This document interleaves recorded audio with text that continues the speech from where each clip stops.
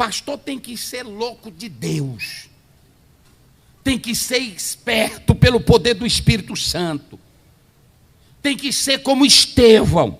E eu vou dizer para os senhores, quando você lê Marcos capítulo 6, verso 3, a Bíblia chama Jesus de carpinteiro.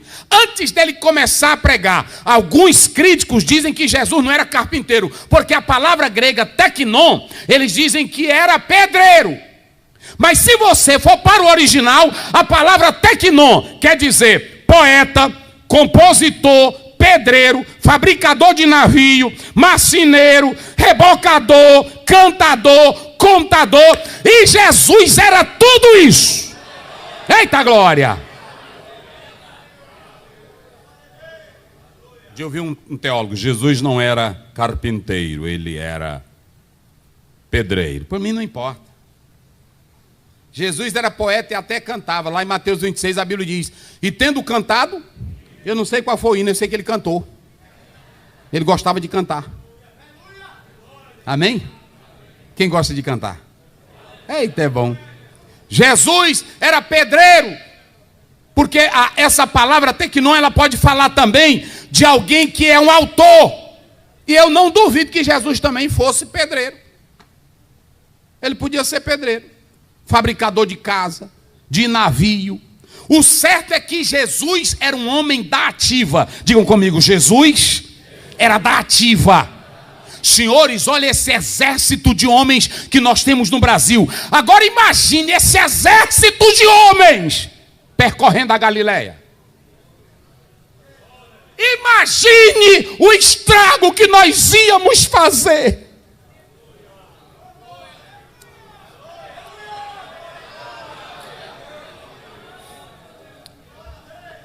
Todas as vezes que eu leio aquele texto, os homens que botaram o mundo de cabeça para baixo, chegaram até... E quantos homens eram? Me diga aí os senhores. Me ajude, quantos homens eram? Daquela região era só 2. Só 2. Agora imagine só 2 homens. As autoridades e o povo disseram, esse homem tem botado o nosso mundo de cabeça. Quando Moisés estava perante Faraó, lá da 4ª praga, o macumbeirão, feiticeiro de primeira, que a Bíblia vai dizer lá em Timóteo, James e Jambres. Ele estava assim, olha, na frente de Moisés. Faraó, manda esse homem embora. Quem é homem de Deus aqui? Só quem é homem de Deus.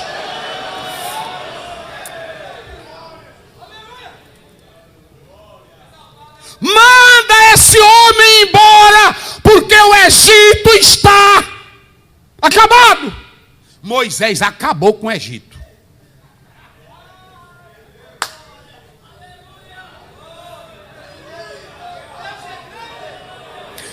Imagine a madame pela manhã cedinha, toda bonitona, egípcia, o pescoço dela com aquela argolazona aqui todinha. E aí na hora que ela fosse banhar, a rã. Me diga aqui os senhores, de quem ela iria se lembrar? Não, mas diga bem forte, de quem ela iria se lembrar? O faraó ia se deitar na cama dele, mas a esposa dele, de quem ele ia se lembrar? O macumbeiro, porque os macumbeiros eles tentaram 3 vezes uma coisa que eles não faziam, tirar, eles faziam aumentar. Eles fizeram, Moisés jogou a vara, aí também, quando jogou a vara, ele jogará dele. Mas o que foi que a vara de Moisés fez? É assim mesmo, eita pastor de Deus. Quem glorifica? Só quem glorifica. Eu quero saber se tem Moisés na cidade. Eita glória. Um dia chegou uma mulher endemoniada lá em casa, que o irmão não teve o que fazer, na hora do almoço, aí o diabo entrou numa senhora lá e levou lá para casa. E eu estava almoçando. Aí quando entrou, aí ela disse, eu sou Bita. E eu disse, tu está na casa do pastor Aziel. E aqui tu não é maior do que eu, cai fora. Na cidade Moisés, os magos, até o faraó, no último dia, ele disse: Moisés, pega o teu gado, pega esses meninos, pega esses bodes de vocês, pega essas mulheres de vocês, e vão cultuar esse Deus que eu não aguento mais. Agora, sabe quando é que isso acontece? Diga comigo bem forte: com trabalho. Diga comigo: trabalho. Vamos lá, bem forte: trabalho. Trabalho. Naquele livro Sun Tzu, Arte da Guerra, ele diz: quando tu estiver tranquilo, porque às vezes a gente está sendo pastor e está tranquilo, né?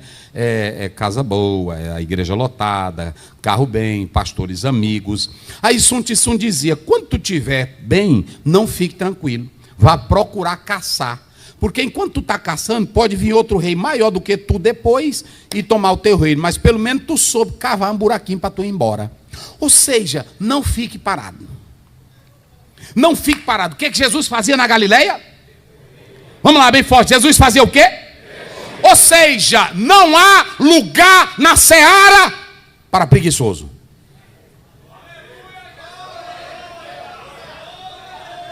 O modelo é Cristo. E ele era carpinteiro, pedreiro, fazia barco, fazia cadeira, fazia navio, era poeta. E depois largou tudo e foi para Galileia. Quando ele entrou na Galileia, a Bíblia diz que a luz brilhou nas trevas. Eita, glória a Deus. Oh, aleluia.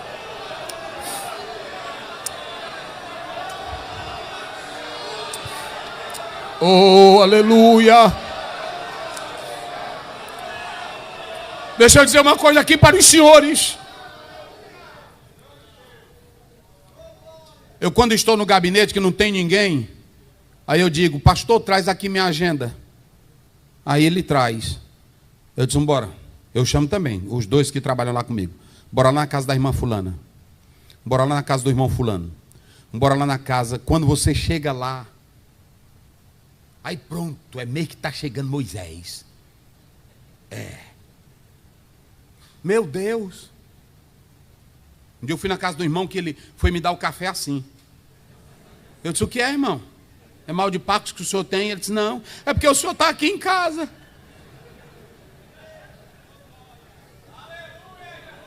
E quando você, os senhores, leem a Bíblia de vocês em Marcos 16, 20... e eles partiram e cooperava com ele quem?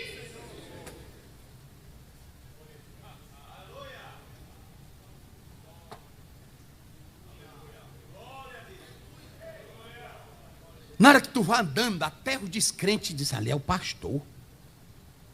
E quando tu faz uma oração que é alta, aí que eles ficam com medo. É assim: meu Deus. Jesus percorria. E quando Jesus percorria, ele não era parado. Na obra de Deus, senhores, eu quero dizer uma coisa para os senhores. Essa obra, sabe por que Paulo disse para a briga de Paulo com Barnabé? É porque o Paulo era vexado, o Paulo era louco por obras, por almas. Aí pronto, ele disse: olha, Barnabé, o Marco está atrapalhando nós. A pisadinha, eu não como isso, Barnabé. Aí disse: dá não. Dá não. Manda voltar. Aí o Barnabé: o que é isso, Paulo? Nós temos que dar apoio para esse homem. E aí pronto, aí a discussão foi grande. Separaram. Paulo pega Silas e vai embora. Pronto, separaram. E é uma coisa, tem irmão que pensa que quando Paulo diz lá em 2 Timóteo 4, me traz Marcos, pensa que foi 2 dias, foi mais de 20 anos. 20 anos ele ficou olhando ele para ver se ele ia prestar mesmo. Me traz agora que é útil. Se botar a cabrinha mole, eu vou logo dizer para você: botar a cabrinha mole que você anda chorando. Se botar a cabrinha aqui tudo, pronto, fica com medo de tudo. Um bandido entraram lá em casa, eu estava fazendo um casamento, mas a minha esposa, os bandidos entraram lá em casa, na casa pastoral, roubaram tudo, os sem vergonha, quebraram tudo, jogaram tudo no chão, roubaram tudo. Aí eu cheguei em casa, as minhas duas meninas agoniadas: papai, vamos dormir no hotel. Eu disse: hotel? Vamos dormir aqui é a casa pastoral. E até hoje eu estou lá. Claro que agora eu botei 2 segurança, não é meu não, é da rua. Mas também para vigiar. Mas eu não saí. Deixa eu dizer uma coisa para os senhores. Jesus Cristo não era preguiçoso. Jesus Cristo não era parado. Em João 5,17, como foi que ele disse? Meu Pai trabalha até... E eu trabalho também. O Karl Marx, que queria dizer que entendia das coisas, ele disse lá no livro dele, no Capital, ele diz assim: Deus parou de trabalhar, mas eu vou pegar o meu conhecimento e vou trabalhar para a humanidade. Ele não trabalhou nada, porque o livro do Capital dele não prestou para nada. Sabe quem é que trabalha até agora? É Jesus Cristo, através desses homens santos que estão resgatando vidas para Deus. Meu Pai trabalha até agora. E além de ensinar, digam comigo, ou que fosse, digam comigo, carpinteiro, ou marceneiro, pregador, ensinador, curador. Mas quando você abre a sua Bíblia, ouçam bem, quando você abre a sua Bíblia, em Lucas 1,35, olha, leia aí os senhores, só para vocês terem uma ideia. Eu vou mostrar como era a vida de Jesus. E pastor tem que ser como ele. Vamos lá. 1,35 de Marcos. Quem encontrou já pode ler aí, por favor. Como é que diz? Aliás, Marcos 1,35. Para aí, pastor. Ele se levantou que hora? Um dia desse eu vi na internet, porque tem um bocado de gente aí na internet agora que quer ensinar a Bíblia. E deixa eu dizer uma coisa para vocês. Eu vi um rapaz citando Provérbios 11, aliás, 8,17. Eu amo os que me buscam, e aqueles que me buscam de madrugada. No texto não tem madrugada. Então ele disse assim: não precisa orar de madrugada. Lá não tem a expressão madrugada. É claro. No hebraico não tem. Mas o nosso modelo de vida, quem é? É Jesus. Olha o que o pastor está lendo. Ele levantou que horas? Alta madrugada. E o que diz mais? Saiu e foi para um lugar deserto.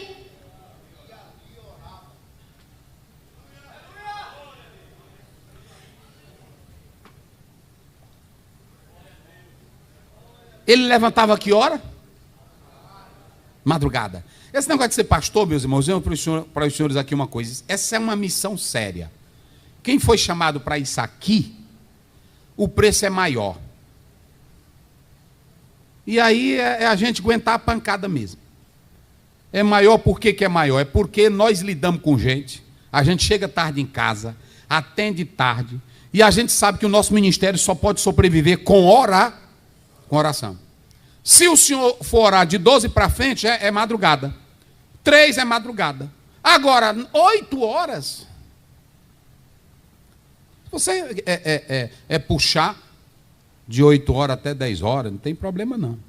Agora, dormir, um dia desse eu vi um pastor dizendo, olha, eu acordo 9 horas, e aí, eu disse, 9 horas, eu fiquei pensando, meu Deus, 9 horas ele acorda.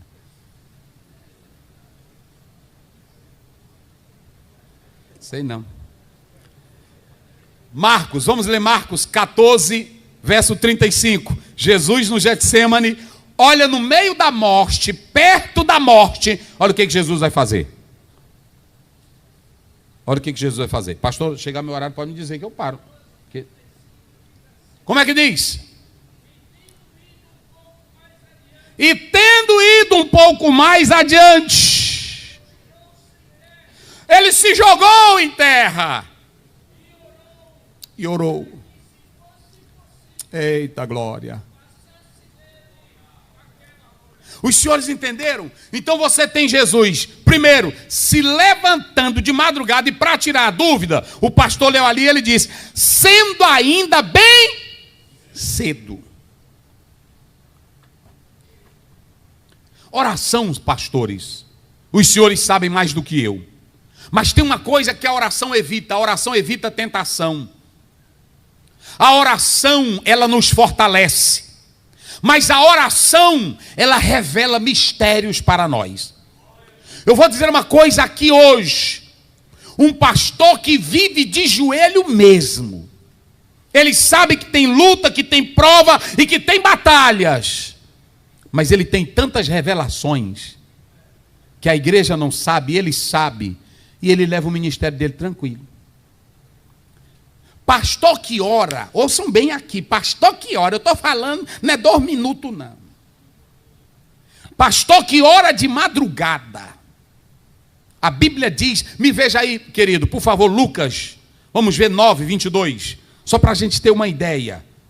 Lucas, aliás é 9:29, vamos ver aí, Lucas 9:29, aí está falando de Jesus na ativa, ele era um obreiro ativo. Isso, sim. Para aí, e estando ele o quê? Orando, ele estava naquele momento orando. O que aconteceu, pastor?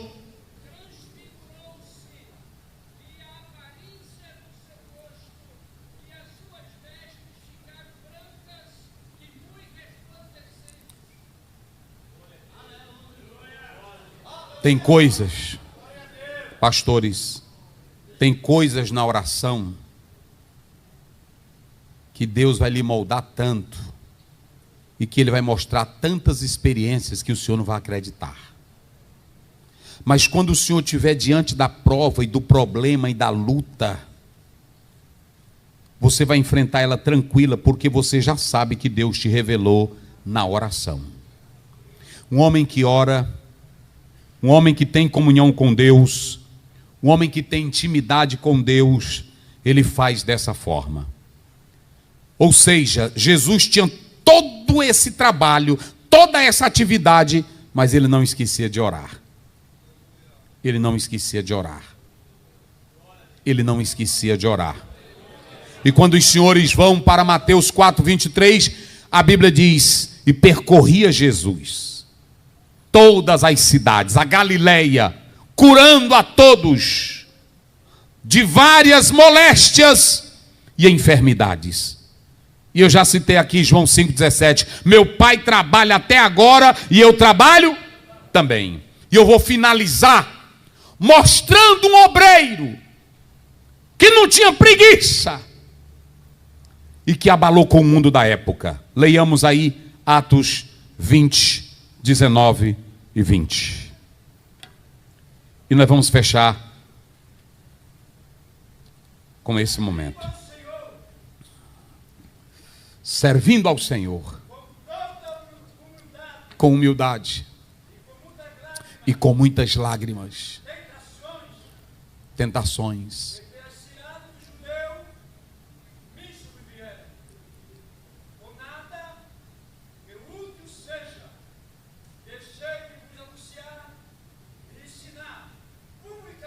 Publicamente. Esse homem, ele orava, ele escrevia, ele compunha. Esse homem, ele expulsava demônio. Esse homem orava pelos enfermos. Esse homem fazia todo o trabalho. Esse homem andava de casa em casa. Mas esse homem orava tanto, e ele ainda dizia para a igreja, Efésios 6, orai também por mim, para que me seja dada a palavra no abrir e fechar da minha boca. Deus conta com os senhores. Vamos andar na Galileia. Vamos percorrer a Galileia. E sabe o que foi que Jesus disse? Quem vos recebe, recebe a mim. O Senhor é um escolhido de Jesus. Feche os seus olhos. Pai querido, nós te agradecemos pela tua palavra.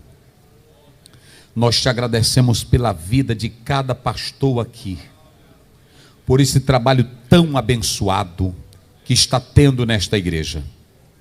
Continua dispensando as tuas bênçãos.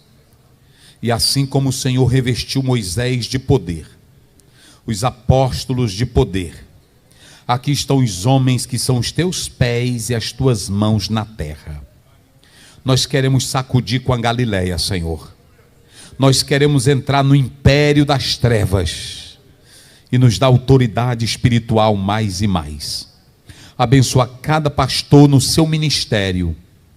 abençoa cada esposa de pastor juntamente com ele no ministério, e que a tua graça e que o teu poder seja sobre as nossas vidas, em nome de Jesus. Deus abençoe a todos. Amém.